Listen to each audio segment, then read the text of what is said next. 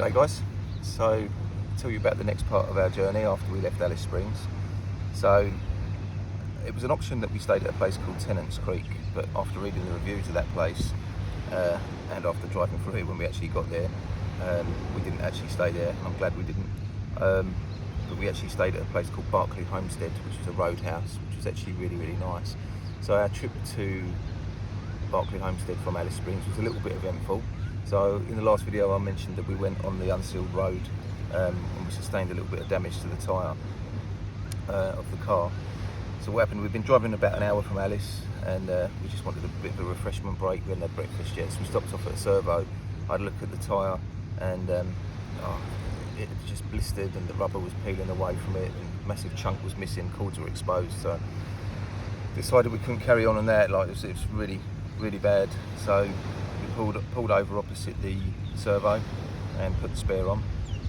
The spare was legal, but it was not really like a great spare, but it was a legal spare. So I thought, right, I do need to get the tyre replaced ASAP. It's like 42-degree heat as well, and it's really like hot changing the tyre. People did stop to see if we needed any help, but it was okay. It just took us about an hour or so. We had to unhitch the camper and change it, etc. But we got it done. That was good. I think it's just a combination of how hot it is in the Northern Territory at the minute, and the speed limit's 130 kilometres an hour. You know, the bitumen's just so warm, together with the speed that you're doing, it just shredded the tyre. Anyway, that was a Saturday, I believe, and then on the Sunday we went from Berkeley Homestead to Mount Isa, just past Mount Isa. We was going to stop at Crocodile Dundee's pub in McKinley.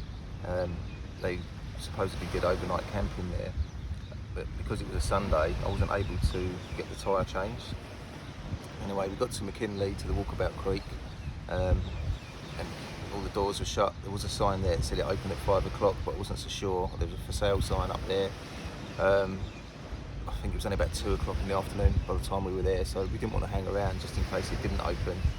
So we pressed on and we actually arrived in Winton, Queensland, which was the next kind of big town, I guess. We arrived there pretty late. Everywhere was closing for dinner at 8 o'clock. We checked into the roadhouse at 7 o'clock, had to get set up, and we just about made it in time for dinner at the hotel in town. There's no Wi-Fi signal, no cell phone coverage, so couldn't really look at what we were going to do for our next step. But bearing in mind it was only Sunday, we didn't really want to go home, so we were looking at our options and we thought, well, quite fancy driving across to the Whitsundays. It was pretty much directly opposite us, so we drove out of town the next morning. Managed to get through to the caravan park, the Big Four in the Whitsundays in Airlie Beach, and they had space, so we had a mammoth drive from Winton to Airlie. I think it was about 10.5 hours, and again, like with my with my dodgy spare, it actually took us off road again on the nav, and it said, oh, we're going to go 60 kilometres off road, and that was just a steady gravel track really. I thought, oh, it's alright, it's only 60k. Got to the end of that, and then it said now continue for 197k. That was all unsealed as well, so I was really worried about the tyre. Got to the end of it, had a look at it, and it was getting a bit blistered, a bit chipped around. We still had a good kind of 4 hours left before we got to Airlie Beach, so I was just kind of stopping every hour, checking the tyre. By the time we got to Airlie, it was pretty well worn. So our first day of Airlie involved me going to get a spare tyre, going to get the spare tyre changed, which is a bit of a mission in itself. Nowhere had the tyre I wanted in stock, so we ended up having to drive into Prosperine, and the guy there, Tyres and More in Prosperine, I'd actually give him a shout out. Michael was a really nice guy, really sorted us out, and he changed my spare tyre as well, which was the one with all the cords showing now that we had changed previously after we left Alice Springs. So I've got a new tyre and a really decent, quite warm one on the tyre now, so we were good to go again. And then we've just spent the remainder of the time in Airlie Beach at the Big Four, Whitsunday Adventure Park. It's really amazing, the kids are loving it, the weather's lovely. We were going to go back to Brisbane on Wednesday this week, now on Friday. I don't know, just looking at the weather in Brisbane, it's a bit wet, it's a lot colder weather here, even though we're in wet season here. It's actually lovely weather, it's really hot, it's like 34 degrees. It's just really chilled and nice. So yeah, we've kind of extended the stay. We're going to leave tomorrow morning, which is Saturday, and then we should be back in Brisbane on a Sunday morning first thing.